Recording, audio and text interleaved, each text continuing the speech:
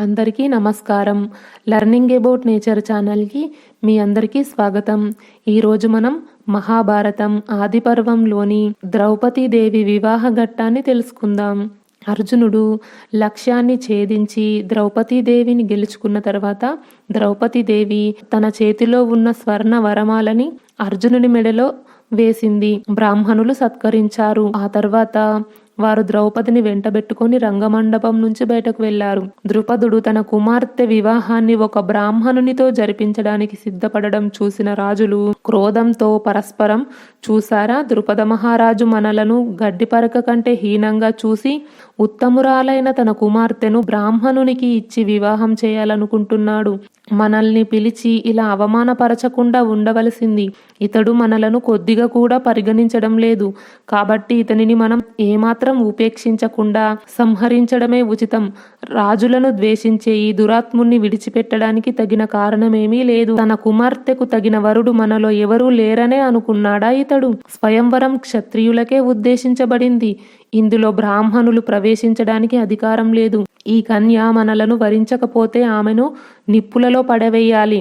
బ్రాహ్మణ కుమారుడు చాపల్యం కొద్దీ మనకు అప్రియం చేశాడు. అయితే అతడు బ్రాహ్మణుడు కనుక విడిచిపెట్టడమే ఉచితం అని నిశ్చయించుకుంటూ తమ ఆయుధాలు దూసి ద్రుపదుణ్ణి సంహరించడానికి ముందుకురికారు. రాజుల క్రోధం చూసి ద్రుపదుడు భయపడ్డాడు. బ్రాహ్మణులను శరణుజొచ్చాడు. ద్రుపదుని భయం, రాజుల దాడి చూసి భీమసేనుడు, అర్జునుడు వారి మధ్యకు వచ్చారు. రాజులు వారి మీద వాదుకు దిగారు. బ్రాహ్మణులు ఏకకంఠంతో జింక చర్మాలను కమండలాలను ఊపుతూ భయపడకండి, మేం మీ శత్రువులతో పోరాడతాం అన్నారు. అర్జునుడు నవ్వి బ్రాహ్మణులను ఒక వారగా నిలబడి జరిగే చిత్రాన్ని చూడమన్నారు. తానొక్కడే వారికి ఎక్కువని నచ్చజెప్పాడు. అర్జునుడు ధనస్సును ఎక్కుపెట్టి భీమసేనునితో కలిసి పర్వతంలా చలించకుండా నిలబడ్డాడు. మదించిన కర్ణుడు మొదలైన వీరులు ఎదుట పడగానే వారి మీద విరుచుకుపడ్డాడు. అక్కడున్న వీరులందరూ యుద్ధంలో బ్రాహ్మణులను సంహరించడం అధర్మం కాదని వారి మీద దాడి చేశారు. కర్ణార్జునులు ఎదురుపడ్డారు. అర్జునుడు బాణం లాగి కొట్టాడు. కర్ణుడు యుద్ధరంగంలోనే మూర్ఛపోయినంత పనైంది. ఇద్దరూ గొప్ప పరాక్రమంతో ఒకరినొకరు జయించాలనే కాంక్షతో తమ హస్త నైపుణ్యాన్ని చూపసాగారు. కర్ణుడు, మీరు బ్రాహ్మణులు అయినప్పటికీ మీరు చూపే ఈ హస్త నైపుణ్యం నాకు చాలా ఆనందం కలిగిస్తుంది. మీ ముఖంలో ఏమాత్రం విచారం కనిపించడం లేదు. పైగా మీ హస్తకౌశలం విలక్షణంగా ఉంది. మీరు సాక్షాత్తు ధనుర్వేదం కాని పరశురాముడు కాని కారు కదా. స్వయంగా విష్ణువో ఇంద్రుడో తన్ను తాను మరుగుపరుచుకొని నాతో యుద్ధం చేస్తున్నట్లు నాకు అనిపిస్తుంది. నేను క్రోధంతో నిండి యుద్ధం చేసినట్లయితే దేవరాజు ఇంద్రుడు, పాండుసుతుడు, అర్జునుడు తప్ప వేరెవరూ నా ఎదుట నిలవలేరని నా నమ్మకం అన్నాడు. అర్జునుడు, కర్ణ, నేను సాక్షాత్తు ధనుర్వేదాన్ని కాను, పరశురాముణ్ణి కాను. నేను సమస్త శాస్త్రాల రహస్యాలు తెలిసిన ఒక శ్రేష్ఠుడైన బ్రాహ్మణ యోధుణ్ణి.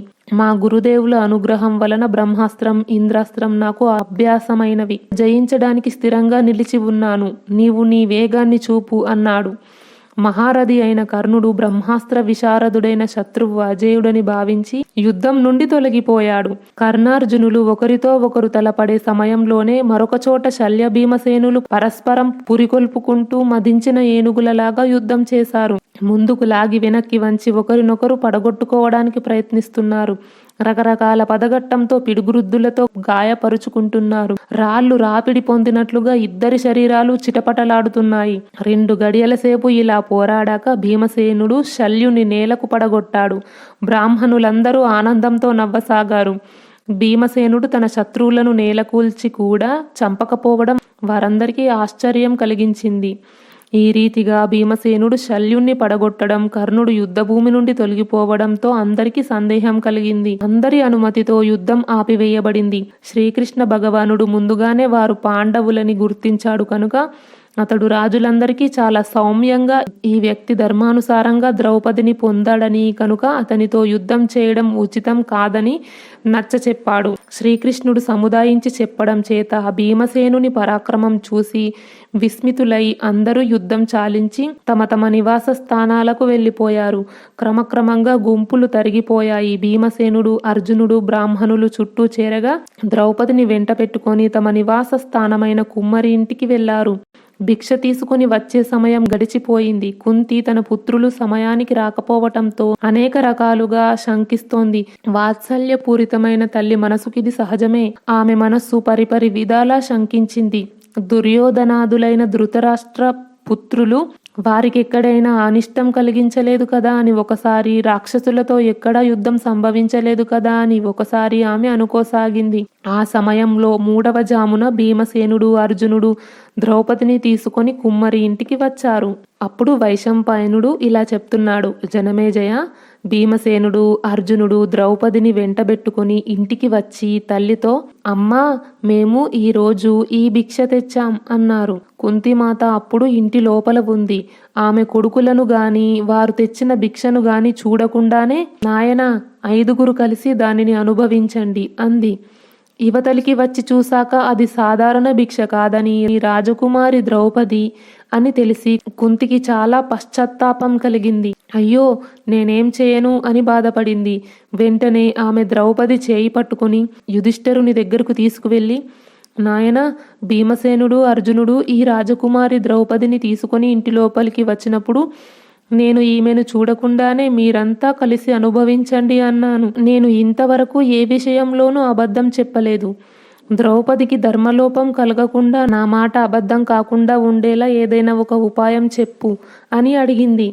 యుధిష్ఠిరుడు ఒక్క క్షణం ఆలోచించి, అలాగే చేస్తానని తల్లిని ఓదార్చి అర్జునుని పిలిచి, తమ్ముడా, నీవు నియమానుసారంగా ద్రౌపదిని పొందావు. ఇక విధిపూర్వకంగా అగ్నిని పేల్చి ఆమెను పాణిగ్రహణం చేసుకో అన్నాడు. అందుకు అర్జునుడు, అన్నా, నన్ను మీరు అధర్మపరుణ్ణి చేయకండి. సత్పురుషులు ఎవరూ ఇలా చేయరు. ముందు మీరు, తర్వాత భీమసేనుడు, ఆ తర్వాత నేను పెళ్లి చేసుకోవాలి. ఆ పైన నకుల సహదేవుల వివాహం జరగాలి. కనుక ఈ రాజకుమారిని మీరే వివాహం చేసుకోవాలి.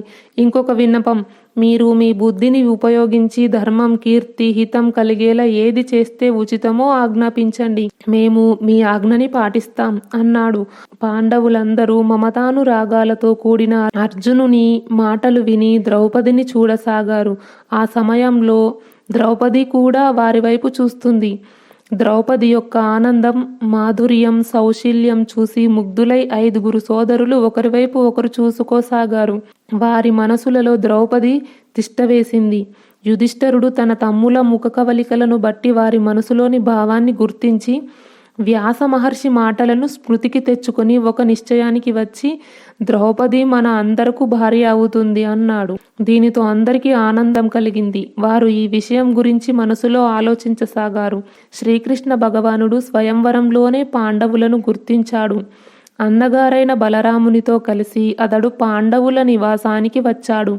అక్కడ 5గురు అన్నదమ్ములను చూచి వారు ముందుగా ధర్మరాజు పాదాలను స్పృశించి తమ తమ పేర్లను చెప్పుకున్నారు. పాండవులు వారిని ఎంతో ప్రేమతో ఆదరించి స్వాగతం ఇచ్చారు. 2 అన్నదమ్ములు తమ మేనత్త కుంతికి ప్రణమిల్లారు. కుశల ప్రశ్నల అనంతరం యుధిష్ఠిరుడు శ్రీకృష్ణుని మారువేషాలతో ఉన్న తమను వారు ఎలా గుర్తించారని అడిగారు. శ్రీకృష్ణుడు నవ్వుతూ, మహారాజా, నివురుగప్పిన నిప్పును లోకులు గుర్తించలేరా? ఈరోజు భీమసేనుడు, అర్జునుడు ప్రదర్శించిన పరాక్రమం పాండవులకు కాక వేరెవరికి సాధ్యమవుతుంది? దుర్యోధనుడు, అతని మంత్రి పురోచనుని కోరిక నెరవేరకపోవటం మన అదృష్టం. ఆనందించదగిన విషయం. మీరు లక్క ఇంటి అగ్నిజ్వాలల నుండి బతికి బయటపడ్డారు. మీ సంకల్పం సిద్ధిస్తుంది. మీ నిశ్చయం సార్థకమవుతుంది. మేము ఇక్కడ ఎక్కువసేపు మసలితే లోకులకు రహస్యం తెలిసిపోతుంది. కాబట్టి మేము మా విడిదికి వెళ్ళడానికి అనుమతించండి అన్నాడు. యుధిష్ఠిరుడు అనుమతిగా వారిద్దరు వెంటనే అక్కడి నుండి వెళ్ళిపోయారు. భీమసేనుడు, అర్జునుడు ద్రౌపదిని వెంటబెట్టుకుని కుమ్మరి ఇంటికి వెళ్తున్న సమయంలో రాజకుమారుడు దృష్టద్యుమ్నుడు రహస్యంగా వారిని వెన్నంటారు. అతడు అన్ని వైపులా తన చారులను వినియోగించాడు.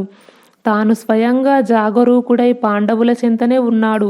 పాండవులు చేస్తున్న పనులన్నీ చాలా జాగ్రత్తగా గమనిస్తున్నాడు. 4గురు అన్నదమ్ములు భిక్షను తీసుకువచ్చి పెద్దన్నగారైన యుధిష్ఠిరుని ముందు ఉంచారు. కుంతీదేవి ద్రౌపదితో, అమ్మాయి, ముందు నీవు ఈ భిక్షాన్నంలోంచి దేవతలకు కొంత తీసిపెట్టు. బ్రాహ్మణులకు భిక్ష వెయ్యి, ఆశ్రితులకు పంచు. మిగిలిన అన్నంలో సగం భీమసేనునికి పెట్టు. ఆ సగం 6 భాగాలు చేసి మనం తిందాం అంది. సాధ్వి అయిన ద్రౌపది తన అత్తగారి ఆజ్ఞను ఏమాత్రం సందేహించకుండా ఆనందంగా అమలు చేసింది. భోజనానంతరం అందరికీ దర్భాసనాలు పరిచింది. అందరూ తమ తమ మృగ చర్మాలను పరుచుకొని నేల మీదే పడుకున్నారు. పాండవులు తమ తలగడలను దక్షిణ దిశ వైపు పెట్టుకున్నారు. తలవైపు కుంతి, కాళ్లవైపు ద్రౌపది పడుకున్నారు. పడుకున్న సమయంలో వారు తమలో తాము సేనాధికారులు అయినట్లుగా రథాలు, గుర్రాలు, ఏనుగులు, కత్తులు, గదలు మొదలైన ఇలాంటి చిత్ర విచిత్రమైన మాటలు మాట్లాడుకున్నారు.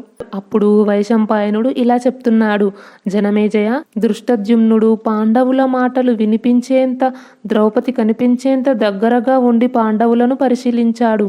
అతని అనుచరులు కూడా అతనితో ఉన్నారు. అక్కడ జరిగినది సమస్తం చూసి విని తన తండ్రి వద్దకు వెళ్ళాడు. ద్రుపదుడు విచారగ్రస్తుడై ఉన్నాడు. అతడు కుమారుని చూస్తే, నాయనా, ద్రౌపది ఎక్కడికి వెళ్ళింది? ఆమెను తీసుకువెళ్ళిన వారెవరు? నా కూతురు శ్రేష్ఠుడైన క్షత్రియుడు లేదా బ్రాహ్మణుని చేతిలోనే పడిందా? వైశ్యుని, శూద్రుని చేతిలో పడలేదు కదా? సౌభాగ్యవతి అయిన నా కూతురు అర్జునుడికి దక్కి ఉన్నట్లయితే ఎంత బాగుండేది అని గబగబా అడిగాడు. దృష్టద్యుమ్నుడు: నాన్నగారు, లక్ష్యాన్ని ఛేదించిన ఆ పరమసుందరుడైన నవయువకుడు, కృష్ణమృగ చర్మాన్ని ధరించినవాడు, నిస్సందేహంగా చాలా లాఘవం కలిగినవాడు, వీరుడు. బ్రాహ్మణుల, రాజుల మధ్య నుండి నా సోదరి ద్రౌపదిని వెంట తీసుకుని వెళ్ళేటప్పుడు అతని ముఖంలో ఏ విధమైన సంకోచం కనిపించలేదు. అతని దర్పాన్ని చూసి రాజులందరూ క్రోధంతో మండిపడి అతని మీద దండెత్తారు. అతనికి తోడుగా ఉన్న వ్యక్తి అందరూ చూస్తుండగానే ఒక పెద్ద చెట్టు పెరికి తెచ్చి దానితో రాజులను మోదసాగాడు. ఏ ఒక్క రాజు కూడా అతనికి ఏమాత్రం హాని చేయలేకపోయాడు. వారిద్దరూ ద్రౌపదిని తీసుకుని నగరానికి ఆవల ఉన్న కుమ్మరివానింటికి వెళ్లారు. అక్కడ అగ్నిలా వెలుగొందుతున్న ఒక స్త్రీమూర్తి కూర్చొని ఉంది. ఆమె తప్పక వారి తల్లియే అయి ఉంటుంది. ఆమె దగ్గర మరొక 3 సుందరులైన నవయువకులు ఉన్నారు. వారు తమ తల్లి పాదాలకు నమస్కరించి ద్రౌపదిని కూడా నమస్కరించమని ఆజ్ఞాపించారు. ఆమెను తల్లి వద్ద ఉంచి అన్నదమ్ములందరూ భిక్షాటనకు వెళ్లారు. భిక్ష తీసుకుని తిరిగి వచ్చాక తల్లి ఆజ్ఞను సారంగా ద్రౌపది దానిని దేవతలకు, బ్రాహ్మణులకు నివేదించి వారందరికి పెట్టి తాను కూడా తిన్నది. ద్రౌపది వారి కాళ్ల వైపు పడుకుంది. అందరూ దర్భాసనాలు, మృగచర్మాలు పరుచుకొని పడుకున్నారు. పడుకునేటప్పుడు వారు తమలో తాము మాట్లాడుకున్న మాటలు బ్రాహ్మణ, వైశ్య, శూద్ర వర్ణాల వారు మాట్లాడుకునేవి కావు. అవి నేరుగా యుద్ధానికి సంబంధించినవి. అటువంటి కులీనులైన క్షత్రియులే మాట్లాడగలుగుతారు. నాకైతే మన కోరిక తీరినట్లే అనిపిస్తుంది. అగ్నిజ్వాలల నుండి పాండవులు బయటపడి నా చెల్లిని పొందారనే అనుకుంటున్నాను అని వివరంగా చెప్పాడు. దృష్టద్యుమ్నుని మాటలు విని ద్రుపదునికి చాలా ఆనందం కలిగింది. వెంటనే అతడు వారిని గురించి తెలుసుకోవడానికి తన పురోహితుణ్ణి పంపాడు. అతడు పాండవుల దగ్గరకు వెళ్ళి, మహాత్ముడు పాంచాల రాజు అయిన ద్రుపదుడు ఆశీర్వాదపూర్వకంగా మిమ్మల్ని గూర్చి తెలుసుకోమంటున్నాడు. వీర యువకులారా, ఆజానుబాహుడు, నరోత్తముడు అయిన అర్జునుడే తన కుమార్తెను వివాహమాడాలని మహారాజు ద్రుపదునికి చిరకాలంగా ఉన్న కోరిక. భగవత్ కృప వల్ల నా కోరిక సఫలమైతే అది ఆనందకరమైన విషయం. ఈ సంబంధం వల్ల నా కోరిక, కీర్తి, పుణ్యం, హితం చేకూరుతాయి అని నన్ను మీకు చెప్పమన్నాడు అని తెలియజేశాడు. యుధిష్ఠరుని ఆజ్ఞను అనుసరించి భీమసేనుడు పురోహితునికి స్వాగత సత్కారం చేశాడు. అతడు చాలా ఆనందంతో దానిని స్వీకరించి కూర్చున్నాడు. యుధిష్ఠరుడు: స్వామి, ద్రుపద మహారాజు స్వయంవరం ప్రకటించి తన కుమార్తెను వివాహం చేయాలనుకున్నాడు. ఇది క్షత్రియ ధర్మానుకూలమే. ఎవరో ఒక వ్యక్తికి ఇచ్చి పెళ్లి చేయడం స్వయంవరం యొక్క ఉద్దేశ్యం కాదు. ఈ వీరుడు అన్ని నియమాలను పాటిస్తూ నిండు సభలో అతని కుమార్తెను పొందాడు. ఇక ద్రుపద మహారాజు చింతించవలసిన పని లేదు. దీని వలన అతని చిరకాల వాంఛ కూడా తీరగలదు అని నర్మగర్భంగా అన్నాడు. యుధిష్ఠరుడు ఈ రీతిగా చెప్తున్న సమయంలోనే ద్రుపద మహారాజు కొలువు నుండి ఇంకొక వ్యక్తి అక్కడికి వచ్చాడు. అతడు యుధిష్ఠరునితో, ద్రుపద మహారాజు మీకు భోజనాలు, వంట సిద్ధం చేయించారు. మీరు నిత్యకర్మలు అయ్యాక రాజకుమారి కృష్ణతో కలిసి అక్కడికి దయచేయండి. అందమైన గుర్రాలు కట్టిన రథాలు మీకోసం సిద్ధంగా ఉన్నాయి అని చెప్పాడు. యుధిష్ఠరుడు తన తల్లి కుంతిని, ద్రౌపదిని ఒక రథంలో కూర్చోబెట్టాడు. 5 అన్నదమ్ములు 5 పెద్ద పెద్ద రథాలలో కూర్చొని రాజభవనానికి బయలుదేరారు. ద్రుపద మహారాజు పాండవుల ప్రవృత్తిని పరీక్షించడానికి రాజభవనంలో అనేక వస్తువులను అలంకరింపజేశాడు. పళ్ళు, పూలు, ఆసనాలు, గోవులు, త్రాళ్ళు, విత్తనాలు మొదలైన వ్యవసాయానికి ఉపయోగపడే వస్తువులు ఒకవైపు ఉంచారు. 2వ గదిలో శిల్పకళకు పనికి వచ్చే సాధనాలు ఉంచారు. రకరకాల ఆట వస్తువులు, ఒకవైపు డాలు, కత్తి, గుర్రాలు, రథం, కవచం, ధనస్సు, బాణాలు, శక్తి, తోమరం, భుషుండి వంటి యుద్ధ సామాగ్రి మరోవైపు అలంకరించారు. ఇంకొక చోట విలువైన వస్త్రాభరణాలు అలంకరించారు. పాండవులు అక్కడికి చేరుకోగానే కుంతి, ద్రౌపది రాణివాసంలోకి వెళ్లిపోయారు. అంతఃపుర స్త్రీలు సాదరంగా ఎదురేగి వారిని గౌరవించారు. ఇక్కడ రాజు, మంత్రి, రాజకుమారుడు, అతని ఇష్టామిత్రులు, పరివారము, పెద్ద మనుషులు అందరూ పాండవుల శరీరాకృతి, నడకలోని టీవీ, తేజస్సు, పరాక్రమం మొదలైనవి చూసి ఆనందంతో వారికి స్వాగతం ఇచ్చారు. గొప్ప ఉన్నతమైన అమూల్యమైన రాజోచిత సింహాసనాలు అక్కడ వెయ్యబడి ఉన్నాయి. పాండవులు ఏమాత్రం సంకోచించకుండా వాటి మీద కూర్చున్నారు. దాసదాసీలు బంగారు పాత్రలలో ఎంతో వైభవంగా ఇంపైన భోజనం వడ్డిస్తుంటే వారు ఉచిత రీతిని అన్నీ తిన్నారు. భోజనానంతరం అన్ని వస్తువులను చూపే సమయంలో వారు చూడడానికి వెళ్తూ ముందుగా యుద్ధ సామాగ్రి ఉన్న చోటికి వెళ్లారు. వారి ఈ పనిని చూసిన వారందరికీ మనసులలో వీరు తప్పక పాండుపుత్రులే అని నిశ్చయం లాంటిది కలిగింది. రెండవ భాగంలో ద్రౌపదీదేవికి పాండవులకు వివాహం ఎలా జరిగిందో తెలుసుకుందాం. ఈ వీడియో గురించి మీ అభిప్రాయాన్ని కామెంట్ బాక్స్లో తెలియజేయండి. ఈ వీడియో నచ్చితే లైక్ చేయండి, షేర్ చేయండి. లెర్నింగ్ అబౌట్ నేచర్ ఛానల్ని సబ్స్క్రైబ్ చేయండి. బెల్ ఐకాన్ గుర్తుపై క్లిక్ చేయండి. ఇంతవరకు ఈ వీడియో చూసినందుకు మీ అందరికీ ధన్యవాదాలు. సర్వేజన సుఖినో భవంతు. కృష్ణార్పణం.